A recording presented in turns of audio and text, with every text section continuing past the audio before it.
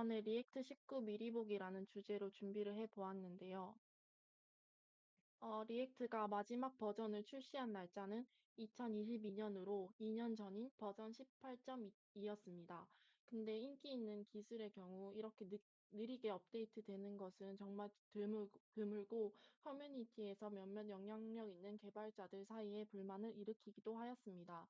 그래서 많은 웹 개발자분들이 관심이 모아졌던 리액트 19의 베타가 지난달 4월 25일 릴리즈 되었는데 이제 실제로 프로덕션 환경에 적용할 수 있는 버전은 아니지만 카나리 버전으로 공식 문서를 통해서 어떤 기능이 등장하고 개선되었는지 볼 수 있습니다. 그래서 리액트 개발팀의 멤버들의 트윗을 보면 정식으로는 올해 말쯤에 나올 예정이라고 하고 있습니다.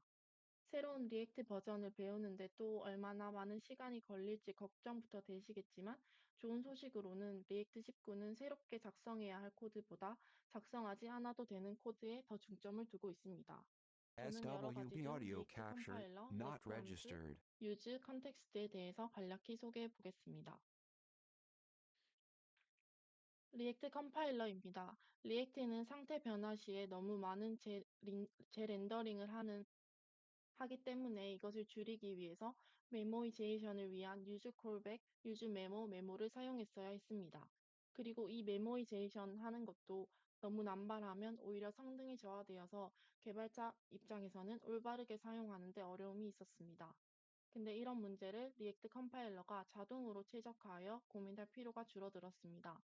리액트 19에서는 빌드 명령어만으로 리액트 컴파일러가 자동으로 메모이제이션을 적용하여 개발자가 수동으로 최적화하지 않아도 성능을 개선시킬 수 있습니다. 그래서 개발자가 성능에 대해서 많은 고민을 할 필요가 줄어들었습니다. 근데 여기서 유즈 메모, 유즈 콜백, 메모가 전부 없어진다는 게 아니라 디프리케이티드 상태로 된다는 것인데 이것은 해당 소프트웨어나 기능 요소가 지원 종료되는 것이 아니라 개발사가 나서서 사용하는 걸 추천하지 않는다라고 말하는 걸 뜻합니다. 다음으로는 레프 함수인데요. 리액트 19에서는 더 이상 포워드 레프 함수도 사용할 필요가 없어졌습니다. 지금까지는 자식 컴포넌트에 레프를 전달하려면 먼저 레프를 생성한 다음 그 레프를 프롭스로 자식 컴포넌트에 전달하고 포워드 레프를 사용했어야 했습니다. 그런데 이제는 포워드 레프 없이도 레프를 프롭스처럼 전달하고 사용 가능합니다. 다음으로는 API인데요. 공식 문서에서는 use API를 다음과 같이 정의하고 있습니다. 직역하면 프로미스와 컨텍스트를 읽는 데 도움을 주는 API임을 알 수 있습니다. 어, use는 promise나 context 두 가지 SWB audio 주요국을 capture, 효과적으로 대체할 not 수 있는데요. registered. use effect를 대체해서 데이터 패칭 같은 작업을 수행할 수도 있고, use context를 대체해서 컨텍스트 데이터를 읽을 수도 있습니다.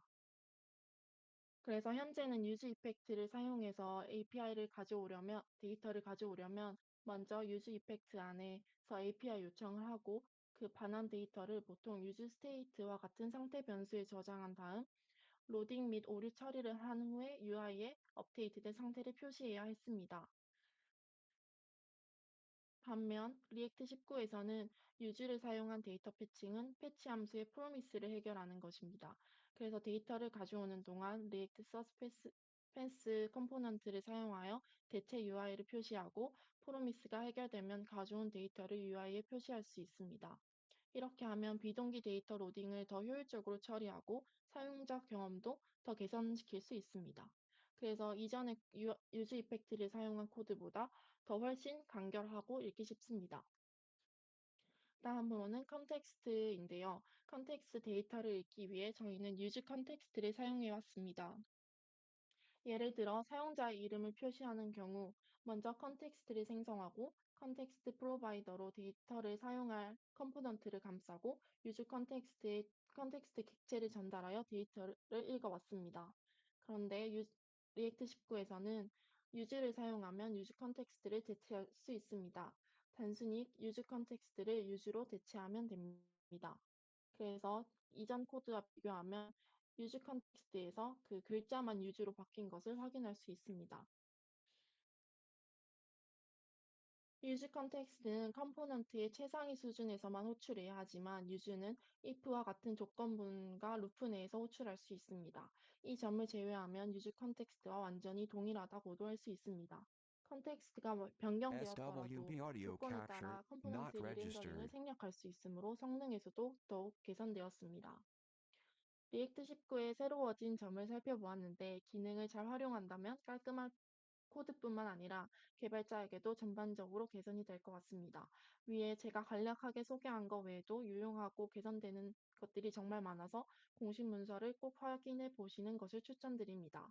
최신 버전에 대해서 어떤 게 변경되었는지를 보면서 앞으로 리액트에서 어떻게 성장하고 공부해야 할지 생각할 수 있게 되었던 것 같습니다. 제가 준비한 발표는 여기까지입니다. 감사합니다.